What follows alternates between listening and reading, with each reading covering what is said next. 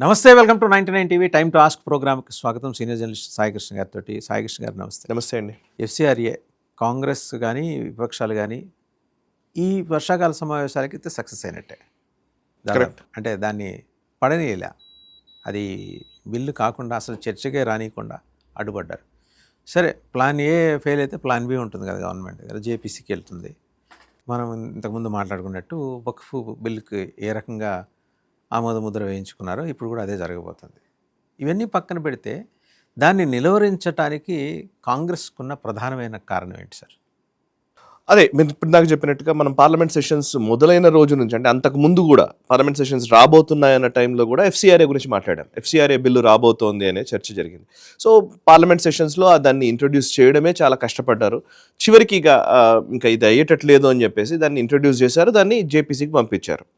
Joint parliamentary కమిటీకి వెళ్ళిన తర్వాత ఒక పార్లమెంట్ సభ్యులతో ఒక టీమ్ ఆఫ్ ఎంపీలని స్పీకర్ నిర్ణయిస్తారు. అండ్ రాజ్యసభ చైర్మన్ ఒక 10 మందిని ఇస్తారు. ఇక్కడ 20 మంది కలిసి ఒక టీమ్ ఆఫ్ ఎంపీస్ అందరూ కలిసి దీంట్లో ఏమైనా మార్పులు చేర్పులు ఉంటే, సవరణలు ఏమైనా ఉంటే చెప్తారు.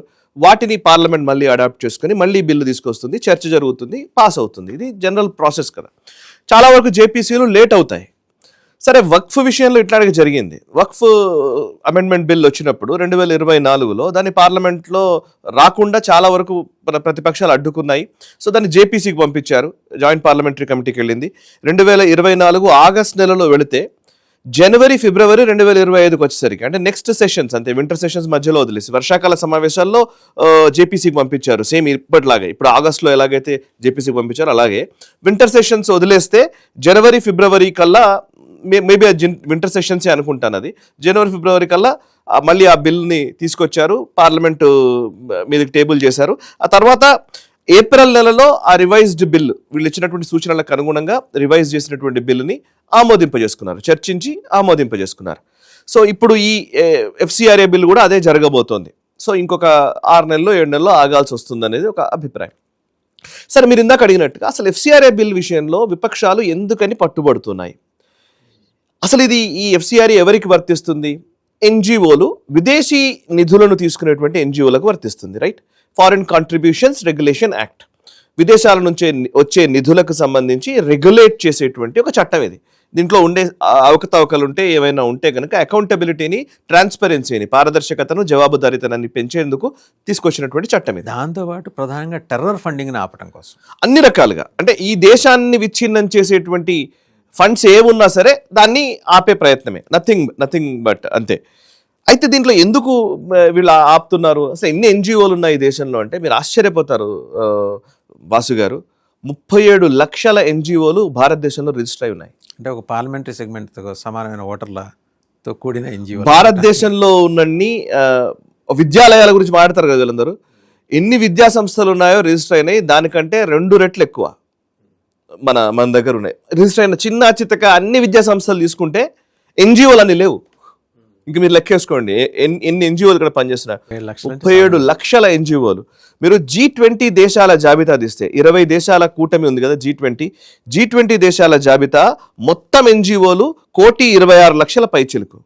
భారతదేశంలో 37 లక్షలు. అంటే G20 దేశాల్లో ఉన్నటువంటి మొత్తం ఎన్జిఓల్లో 3వ వంతు ఒక్క భారతదేశంలో ఉన్నాయి. ఒక్క భారతదేశంలోనే ఉన్నాయి.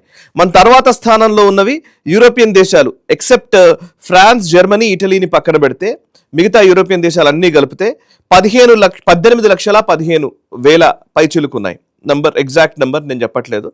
యునైటెడ్ స్టేట్స్ 15 లక్షల పైచిలుకు, ఫ్రాన్స్ 15 లక్షల పైచిలుకు, బ్రెజిల్ 8,79,000 పైచిలుకు, చైనా 8,78,000 పైచిలుకు. వాళ్ళకి ఇలా లెక్కేస్తే ఇలా ఉంది.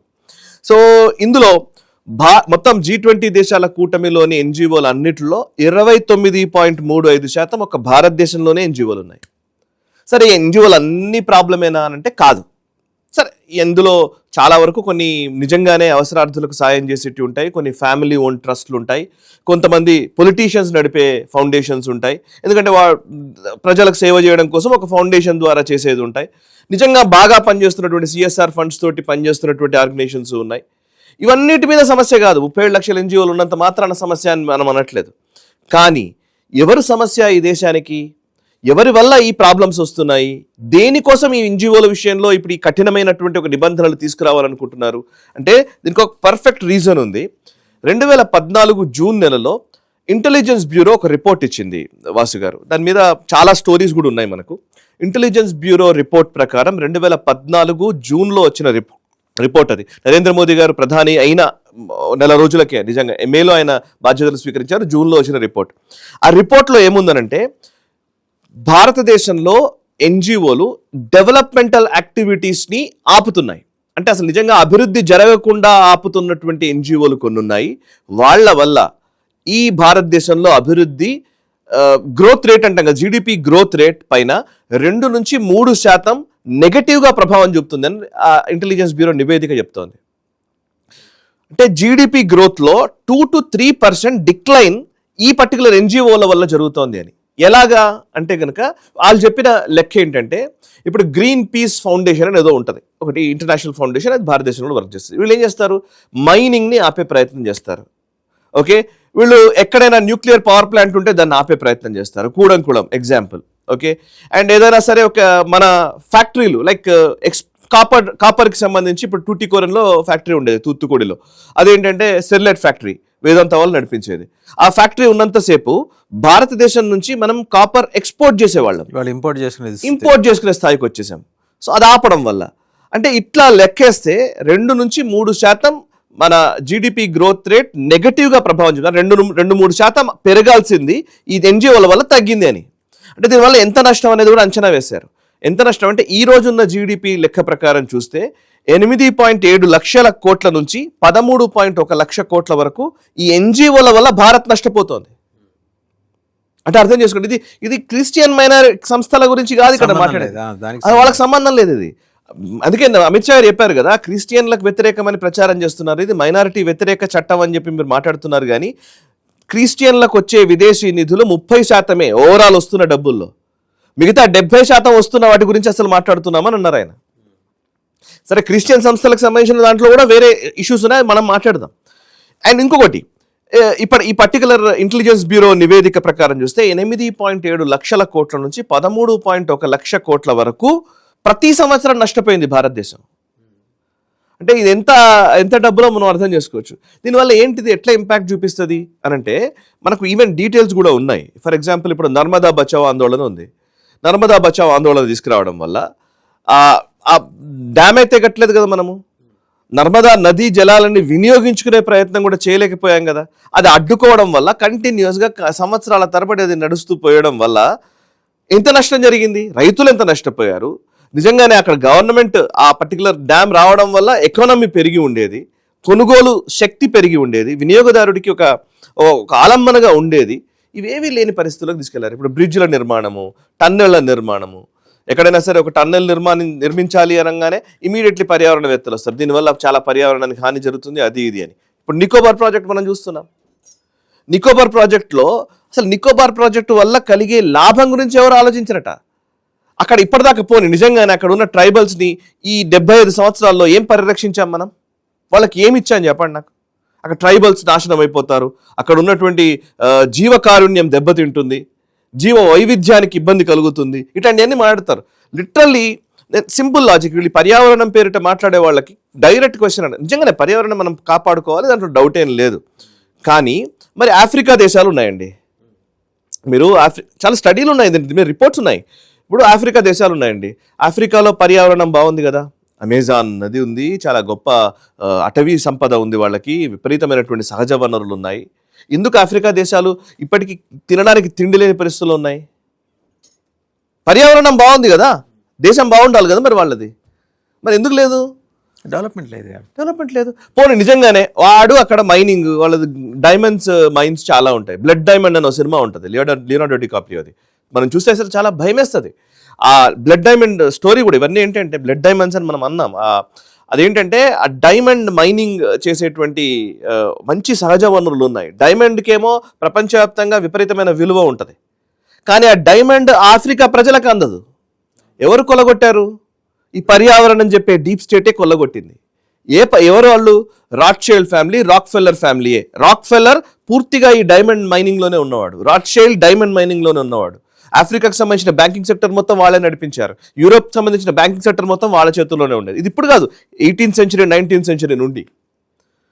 సో ఆఫ్రికా దేశాలు ఇవరికి ఏమవుతున్నాయి, ఎందుకు అక్కడ వాళ్ళకి అభివృద్ధి జరగదు అంటే ఈ ఎన్జిఓలు ఏం పని చేస్తాయంటే, మీకు 1983లో ఒక ఎన్జిఓ ఉంది, యుఎస్లో రిజిస్టర్ అయిన ఎన్జిఓ.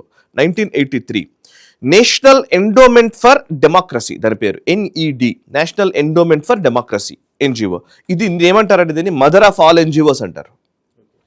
ఇది అమెరికాలో ఏర్పడింది 1983లో. ఆ పర్టికులర్ ఎన్జిఓని స్థాపించినటువంటి వ్యక్తి అలెన్ వెయిన్స్టన్ అతని పేరు. అతను అమెరికన్ పొలిటికల్ సిస్టంలో చాలా కీలకమైన వ్యక్తి, డీప్ స్టేట్కి అనుసంధానించబడ్డటువంటి వ్యక్తి. సో అలెన్ వెయిన్స్టైన్ అతను 1991లో ఒక స్టేట్మెంట్ ఇచ్చాడు. 1990 ఇది రికార్డెడ్ స్టేట్మెంట్ అంటే చదువుతున్నా నేను. ఆయన ఇచ్చిన స్టేట్మెంట్ ఏంటంటే, a lot of what the NED does today the CIA did covertly 25 years ago. వీళ్ళకన్నా పూర్వమే 25 ఏళ్ల క్రితం 25 ఏళ్ల క్రితం CIA కోవర్ట్ ఆపరేషన్స్ ద్వారా చేసిన పనిని మేము NGO ద్వారా ఈ రోజు చేయగలుగుతున్నాము అని. ఆల్మోస్ట్ అరౌండ్ 1970s లో CIA ఎలాగైతే ఆపరేట్ చేసిందో, CIA అప్పుడు ఎట్లా చేసేది, కోవర్ట్ ఆపరేషన్స్ చేసేది. కోవర్ట్ ఇట్స్ నథింగ్ బట్ ఎవరో ఒకళ్ళని బ్రైబ్ చేయడము, వాడిని కొనుక్కోవడము, ఆ పాలసీని నిర్దేశించడము, ఇవన్నీ కూడా బయట వెస్టర్న్ ఇంటర్వెన్షన్. వేరే దేశం వచ్చి ఇంటర్వ్యూన్ అయ్యి ఇక్కడ చేయడము అంటే అది కొంచెం చాలా రిస్కీ గేమ్. కొన్ని దేశాలు అనుకూలంగా ఉంటాయి, కొన్ని దేశాలు అనుకూలంగా ఉండవు. ఇది ఎప్పుడు రిస్కీ గేమే, విదేశాల ఇంటర్వెన్షన్ ఉందని. బికాస్ 1970sలోనే మీకు గుర్తుంటే, అసలు 1970sలోనే, ఇప్పుడు 1991 అన్నాడు కదా, 25 years వెనక్కి వెళితే ఎప్పుడు 1965 ఆ టైంలో కదా, 65-75 మధ్యలోనే ఇందిరాగాంధీ FCRA చట్టం తీసుకొచ్చింది కూడా 1976. అవును, ఆ సమయంలో ఫారిన్ కాంట్రిబ్యూషన్ యాక్ట్, అప్పుడు దాన్ని రెగ్యులేషన్ యాక్ట్ కింద 2010లో తీసుకొచ్చారు. ఇందిరాగాంధీ ఫారిన్ కాంట్రిబ్యూషన్స్ యాక్ట్ తీసుకొచ్చిన టైంలోనే CIA పనిచేసింది భారతదేశంలో. మీకు గుర్తుంటే CIA నుంచి హెన్రీ కిసెంజర్ స్టేట్ సెక్రటరీ ఉండే కదా, అతని మన ఏషియా కంట్రీస్కి సంబంధించిన వ్యవహారాలన్నీ ఆయన నడిపేవాడు కదా. అతను వచ్చి ఇక్కడ మన కుటుంబ నియంత్రణ ఆపరేషన్లు, మన దేశంలో పాలసీలు నిర్దేశించే ప్రయత్నాలు, వరల్డ్ బ్యాంక్ నిధులు కావాలంటే మీరు ఈ పని చేయండి, లేకపోతే మీకు IMF నిధులు కావాలంటే ఈ పని చేయండి, వాళ్ళు డిసైడ్ చేసేవాళ్ళు. మన మీద మొత్తం ఒక రకంగా చెప్పాలంటే ప్రెషరైజ్ చేసేవాళ్ళు మనల్ని. సో 70sలో భారతదేశంలో జరిగిన వాటిని, అంటే భారతదేశం అనే కాదు, ప్రపంచవ్యాప్తంగా CIA చేసినటువంటి పనులన్నింటినీ 25 సంవత్సరాల తర్వాత 1991లో NED చేయగలుగుతోంది అని చెప్పాడు. అంటే అర్థం ఏంటి, NGOలు వీళ్ళందరికీ మాతృక CIA. ఎగ్జాక్ట్లీ, గూఢచార వ్యవస్థ, నిఘా వ్యవస్థలు చేసే పనినే NGOలు చేస్తున్నాయి అని చెప్తున్నాడు. ఇవాళ NGOలు ఇక్కడ కూడా చేస్తున్నది కూడా అదే. మన దేశంలో clear indication sir, battle lines are drawn అనేది అర్థమైపోయింది. కరెక్ట్. అంటే ఒక దేశం అంతరంగిక భద్రత మీద యుద్ధం చేయటం కోసం దిగిన NGOలు 37 లక్షల్లో 7 లక్షలే ఉండొచ్చు కాక, బట్ వాటి విధ్వంసం దేశం మొత్తం కనబడుతుంది. అండ్ ఇంకొక కీలకమైన విషయం ఉంది, ఇప్పుడు వీళ్ళు మాట్లాడుతున్న దాంట్లో కూడా పర్పస్. ఇప్పుడు FCRA పర్పస్ ఏంటి? FCRA ఫస్ట్ అసలు ఇందిరాగాంధీ తీసుకొచ్చారు. FCA యాక్చువల్లీ అది ఫారిన్ కాంట్రిబ్యూషన్స్ యాక్ట్, అది 1976. ఆ తర్వాత దాన్ని పెద్దగా ఆమె ఇంప్లిమెంట్ చేయలేదు. మన్మోహన్ సింగ్ గారు ప్రధాని అయిన తర్వాత కూడా కూడంకుళ మను విద్యుత్ కేంద్రం విషయంలో మన్మోహన్ సింగ్ గారే చెప్పారు, విదేశీ నిధులతోటి ఇక్కడ మన ప్రాజెక్ట్ని, మన అభివృద్ధిని ఆపే ప్రయత్నం చేస్తున్నారు అని. కానీ కాంగ్రెస్ పార్టీ ప్రకటన చేస్తుంది, ఓ చట్టం తీసుకొస్తుంది. ఆబ్వియస్లీ ఇక్కడ వీళ్ళు కూడా తీసుకొచ్చారు, FCRA చట్టం తీసుకొచ్చారు 2010లో. చట్టం తీసుకొచ్చారు, దాన్ని కోరలు పీకేశారు. కోరలు లేని చట్టం అది, నిజంగా మాడితే ఒక అంతే కదా, దానికి ఏ బలం లేదు.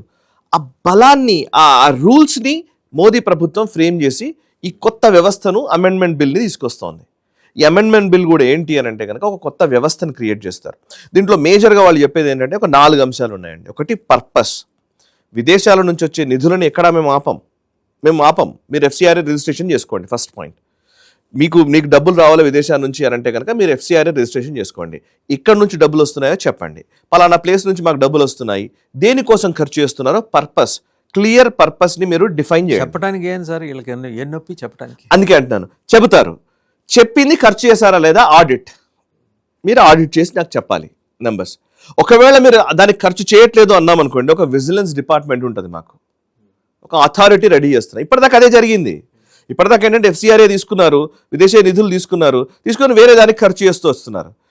దేనికి చెప్తాడు వాడు, ఇక్కడ పేద ప్రజలకు విద్యను అందించడం కోసం అని అంటాడు. విద్యను అందించడం కోసం వీడు ఖర్చు చేస్తున్నాడు అంటే ఖర్చు చేయడు. ఇప్పుడు ఫర్ ఎగ్జాంపుల్ ఎట్లుంటుందంటే సార్, ఒక 5గురితో నడిచే ఎన్జిఓ అనుకోండి సార్, ఒక 10 లక్షల రూపాయలు వచ్చాయి అనుకోండి సార్. 10 లక్షల్లో వీడు ఏం చేస్తాడు, వాడు అడ్మినిస్ట్రేషన్కి కోసం కాస్ట్లే ఒక 7-8 లక్షలు అడ్మినిస్ట్రేషన్ కోసమే అంటాడు. అంటే అడ్మినిస్ట్రేషన్ అంటే అర్థం ఏంటి, ఇప్పుడు నేను CEO దీనికి, నాకు ఇంత డబ్బులు కావాలి, నేను పలానా 2-3 నా దగ్గర పనిచేసే వ్యవస్థ ఉంది, వీళ్ళకి డబ్బులు ఇవ్వాలి, శాలరీస్ ఇస్తున్నాను, నేను ఒక 3 లక్షలు దానికి శాలరీస్ పెడుతున్నాను. 10 లక్షలు పర్పస్ కోసం వస్తే 7 లక్షలు 8 లక్షలు అడ్మినిస్ట్రేటివ్ కాస్ట్ కోసం మీరే నొక్కేసి 2 లక్షలు తూతూ మంత్రం ఖర్చు చేస్తారా? నో. ఎంత ఖర్చు చేయాలో దానికి మీ అడ్మినిస్ట్రేషన్ కాస్ట్ ఎంత, ఇదెంత, ఇవన్నీ విజిలెన్స్ టీమ్ వచ్చి డిసైడ్ చేస్తుంది. ఇప్పుడు ఏంటంటే అసలు క్రిస్టియన్లకు వ్యతిరేకమైన వీళ్ళు అంటున్నారు, కానీ క్రిస్టియన్ల పేరు చెప్పి డబ్బులు తెచ్చుకుంటున్నాం అన్నాడు చూసారా, ఆ పాస్టర్లు నొక్కేస్తున్నారు డబ్బుల్ని. ఆ నొక్కకుండా ఆపే ప్రయత్నమే ఇప్పుడు ఈ చట్టం చేస్తుంది. ఇంకోటి ఏంటంటే FCR రిజిస్ట్రేషన్ చేసుకున్న తర్వాత ఇదివరకు ఏం జరిగేదంటే, FCR రిజిస్ట్రేషన్ చేసుకున్నాను, నాకు పలానా విదేశీ సంస్థ నుంచి నిధులు వచ్చాయి, నిధులు వచ్చిందని పలానా దగ్గర ఖర్చు చేస్తాను, పర్పస్ డిఫైన్ చేశాను, రైట్, కానీ దానికి ఖర్చు చేయలేదు. ఖర్చు చేయనందుకు నాకేమవుతుంది, గవర్నమెంట్ ఏం చేస్తే FCRA లైసెన్స్ రద్దు చేస్తుంది. రద్దు చేయగానే ఏమవుతుంది, ఇంకా నువ్వు ఇంకో సంస్థ నుంచి విదేశీ నిధులు తీసుకోవడానికి వీల్లేదు. లేదు, కానీ అప్పుడు ప్లాన్ B ఉంటుంది కాదు. దానికి ఏం చెప్పేది, ఇప్పుడు వాళ్ళు ఏం చేస్తారు, నాకు నెక్స్ట్ నిధులు అక్కర్లేదు, వచ్చిన నిధులతోటి నా వ్యక్తిగతం అయిపోయినాయి ఆ నిధులు.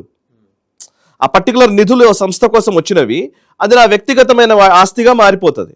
₹1 కోటి నేను ఒకటేసారి తెచ్చుకున్నానండి FCR నిధులు పెట్టుకొని, వచ్చిన తర్వాత నేను పర్పస్కి ఖర్చు చేయలేదు. ఖర్చు చేయకపోతే నేను ఆ 10 కోట్లు అయితే వచ్చాయి కదా, నాకు ఆ 10 కోట్లు తెచ్చుకున్నాను, ఆ 10 కోట్లు ఖర్చు చేయలేదు, అది నా దగ్గరే ఉన్నాయి, FCRA లైసెన్స్ రద్దయింది, బట్ ఆ 10 కోట్లు నాయే కదా. అలా వ్యవహరిస్తున్నారు ఇప్పటిదాకా.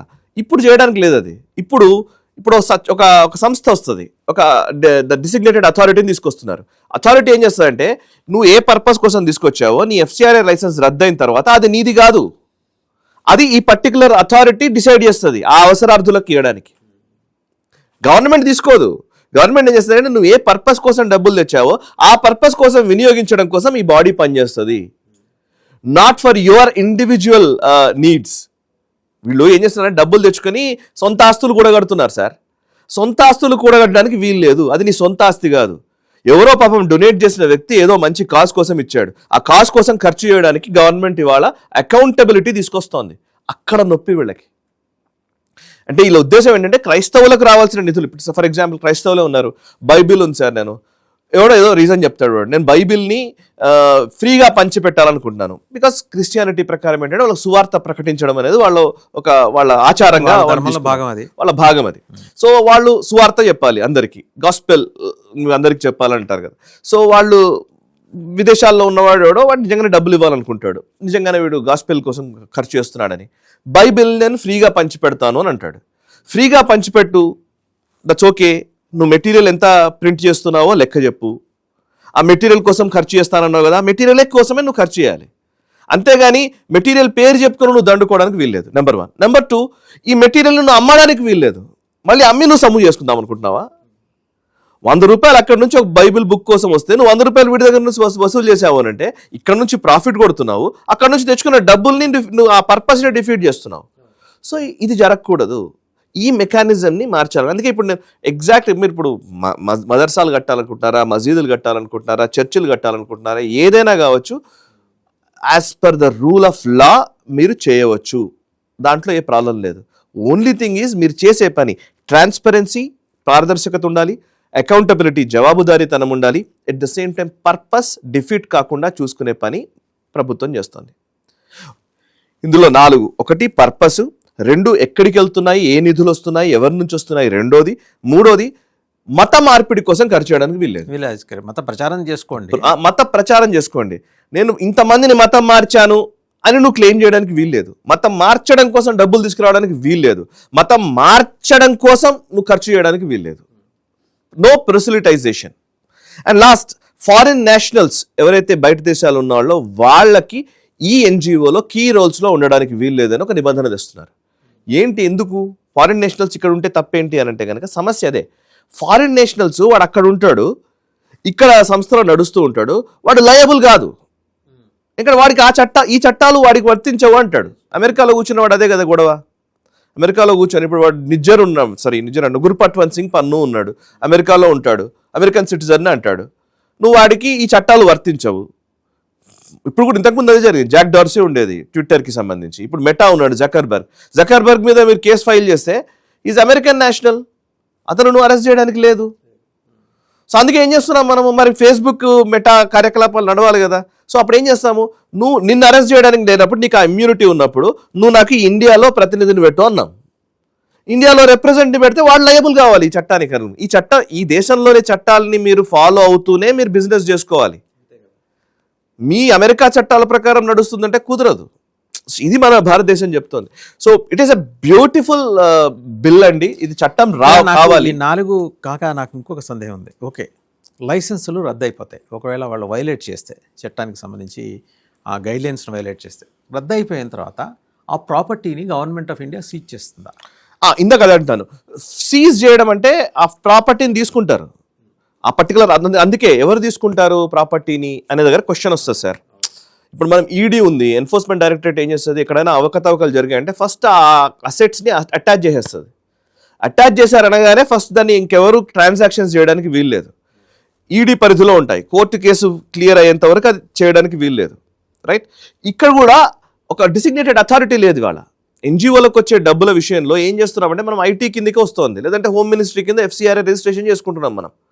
ఇప్పుడు మన కార్పొరేట్ కంపెనీస్ ఉన్నాయనుకోండి, ఒక ప్రైవేట్ లిమిటెడ్ కంపెనీ ఉంది, వాసు గారు మీదే ఒక ప్రైవేట్ లిమిటెడ్ కంపెనీ ఉంది, మీకు ఇన్వెస్ట్మెంట్స్ రావాలనుకోండి. నాకు కూడా అదే, నేను ఒక ప్రైవేట్ లిమిటెడ్ కంపెనీ నడుపుతున్నాను అనుకోండి, ఒక ఇన్వెస్ట్మెంట్ రావాలనుకోండి, FDI అంటారు, ఫారిన్ డైరెక్ట్ ఇన్వెస్ట్మెంట్ అంటాం. ఫారిన్ డైరెక్ట్ ఇన్వెస్ట్మెంట్కి రంగాల వారీగా ఏరోస్పేస్ ఇండస్ట్రీకి ఇంత క్యాప్ ఫారిన్ డైరెక్ట్ ఇన్వెస్ట్మెంట్స్, లేదా మీడియాకు ఇంత క్యాప్, లేకపోతే పలానా రంగానికి ఇంతవరకే నువ్వు FDI అనుమతించవచ్చు అనేది రూల్స్ ఉన్నాయి మన దగ్గర. ఓకే, సో ఆ రూల్స్కి అనుగుణంగా బయట నుంచి వచ్చిన ఈ డబ్బులు అని అంటే ఏం చేస్తుంది గవర్నమెంట్, అంటే మన పర్టికులర్లీ బ్యాంకే. ఇప్పుడు మీకు విదేశీ సంస్థ నుంచి, మీకు విదేశాల్లో ఉన్నటువంటి సంస్థనో వ్యక్తో మీకు డబ్బులు ట్రాన్సాక్షన్స్ పంపించారనుకోండి, మధ్యలో ఇంటర్మీడియరీ బ్యాంక్స్ ఉంటాయి. వాళ్ళు ఏం చేస్తారంటే ఫండ్స్ని ఆపేస్తాడు. ఫస్ట్ ఏ పర్పస్ కోసం వస్తుందో నువ్వు చెప్పు అంటాడు. రెమిటెన్సెస్, ఏ రెమిటెన్సెస్ వచ్చినా నీ పర్పస్ చెప్పమంటాడు. మన బ్యాంకర్ అడుగుతాడు మనల్ని ఏ పర్పస్ కింద వస్తున్నాయని. ఇన్వెస్ట్మెంట్ అన్నావు అనుకోండి, ఇన్వెస్ట్మెంట్ కింద వస్తుంది అని అన్నావంటే ఇమీడియట్లీ అది నువ్వు హోమ్ మినిస్ట్రీకి నువ్వు అప్లై చేసుకోవాలి. ఫారిన్ డైరెక్ట్ ఇన్వెస్ట్మెంట్ పలానా దాంట్లో వస్తుంది అని చెప్తే హోమ్ మినిస్ట్రీ మీకు అనుమతిస్తే ఈ ఫండ్స్ రిలీజ్ అవుతాయి, నీ అకౌంట్లోకి వస్తాయి. అప్పటి వరకు అది ఫ్రీజ్ అయి ఉంటాయి. రెండోది, ఒకవేళ అది ఇన్వెస్ట్మెంట్ కాదు, ట్రాన్సాక్షన్ అన్నాం అనుకోండి, లేదా రెవెన్యూ కింద వస్తుంది అన్నాను, మనకు పలానా సర్వీస్ ఇస్తున్నాను వాడికి, ఆ సర్వీస్ కింద నాకు ఇస్తున్నావు అన్నా అనుకోండి, దానికి ట్యాక్సేషన్ కింద ఉంటుంది. ఇప్పుడు లైక్ ఎక్స్పోర్ట్స్కి ట్యాక్సేషన్ ఉండదు. మనం యూట్యూబ్ రెవెన్యూ వచ్చింది అనుకోండి, ట్యాక్స్ ఉండదు. ఓకే, అయితే అది అమెరికన్ ట్యాక్సేషన్ ప్రకారం ఆ పర్టికులర్ దేశంలో ట్యాక్స్ కట్ చేసుకుందే వాడు పంపిస్తాడు.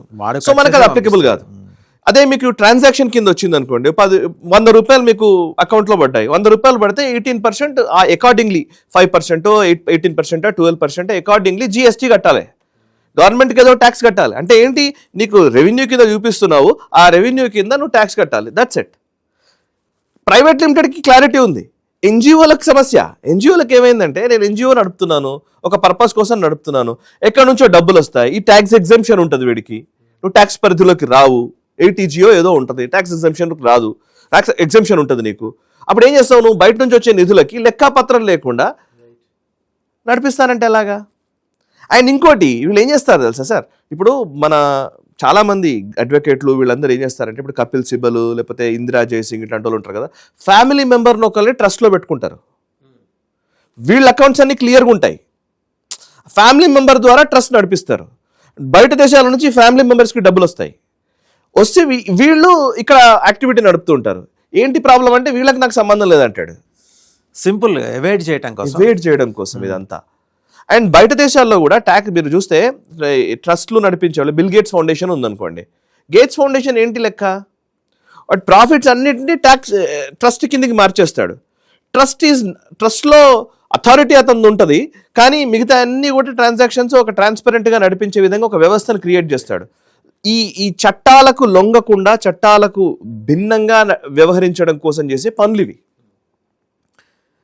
సో అదే గేట్స్ ఫౌండేషన్ ఈ భారతదేశానికి వచ్చేసి ఫౌండేషన్ పక్కన పెట్టేసేసి మైక్రోసాఫ్ట్ ద్వారా ఇక్కడ నువ్వు ఏదైనా కార్యకలాపాలు చేసావనుకోండి, అది ఫారెన్ డైరెక్ట్ ఇన్వెస్ట్మెంట్ అవుతుంది.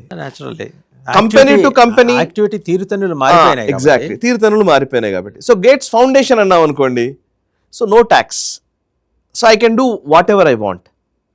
సో ఆ లూప్స్ని పెట్టుకొని, అంటే పేద ప్రజల కోసము లేకపోతే అవసరార్థుల కోసము చేసే సాయాన్ని బేస్ చేసుకొని ఆ సాయాన్ని తన వ్యక్తిగత ప్రయోజనాల కోసం వాడే ఒక ప్రక్రియ ఈ దేశంలో జరుగుతోంది. దానికి అడ్డుకట్ట వేసే ప్రయత్నమే ఈ రోజు మోదీ ప్రభుత్వం చేస్తుంది. సో ఇప్పటికైతే జేపీసీకి పంపించినట్టే కాబట్టి ఐ థింక్ ఇంకా వింటర్ సెషన్స్కి ఇది క్లియర్ అయ్యే అవకాశం ఉందనుకోవచ్చా? వింటర్ సెషన్స్ కి రావచ్చు, లేదు అంటే మోస్ట్లీ బై నెక్స్ట్ ఇయర్ మన బడ్జెట్ సెషన్స్ కల్లా ఇది వచ్చేస్తుంది. Okay, thank you Sai. Thank you. So చూసాం కదా, ఇది ఎఫ్సిఆర్ఏ స్వరూపం స్వభావం. ఇదేదో $100 $100 ఈ దేశంలో వస్తుంటే అందులో $30కి ఓన్లీ చర్చిలకు వస్తున్నది $30, లేదా క్రైస్తవ మత ప్రచారం కోసమో లేకపోతే క్రైస్తవ సంఘాలు నడిపే సమాజ సేవా కార్యక్రమాల కోసమో పనిచేసే ఎన్జిఓలకి వచ్చేది $30. మిగిలిన $70 దాని కథా కమామిషన్ని మొత్తం సమగ్రంగా అధ్యయనం చేసి జల్లెడ పట్టడం కోసం ఉద్దేశించింది. ఇదేదో క్రైస్తవులకు వ్యతిరేకమైందేం కాదు. సో దీంట్లో కూడా ఇంకా ఆ మాటకు వస్తే ఆ $30 ఏ క్రైస్తవ సమాజాలకి, క్రైస్తవులు నడిపే ఎన్జిఓలకి వెళ్తున్నాయో అక్కడ కూడా వాళ్ళు దేనికోసం నిర్దేశించారో దానికోసం ఖర్చు పెడుతున్నారా, ఇతరత్ర కార్యక్రమాలకు మళ్ళీ ఇస్తున్నారా అనే దాని మీద ఎగ్జామినేషన్ ఉంటుంది. అక్కడే ఉన్న వాళ్ళకి ఇప్పటిదాకా అనుభవిస్తూ వస్తున్న ఒక వ్యవస్థని ఛిద్రం చేస్తోందేమో ఈ ప్రభుత్వం. ఇది మనకి కంటగింపుగా మారుతుంది కదా, ఎలా దీన్ని అడ్రస్ చేయాలని నిత్యం కొట్టుకు చచ్చే రిపబ్లికన్లు, డెమోక్రాట్లు ఈ ఒక్క అంశం మీద ఏకమై అమెరికాలో మన మీద ఒత్తిడి తీసుకొస్తున్నారు ఈ బిల్లు విషయంలో. సరే, రాహుల్ గాంధీ అండ్ ఆయన పరివారం, అనుచరులు, అనుయాయులు, ఆయనకు మద్దతు పలికే పార్టీలు దీంట్లో తాత్కాలికంగా విజయం సాధించవచ్చు కాక, డిలే అవ్వచ్చు కాక, but it's going to happen. అయితే వింటర్ సెషన్స్కి లేకపోతే బడ్జెట్ సెషన్స్లోగా.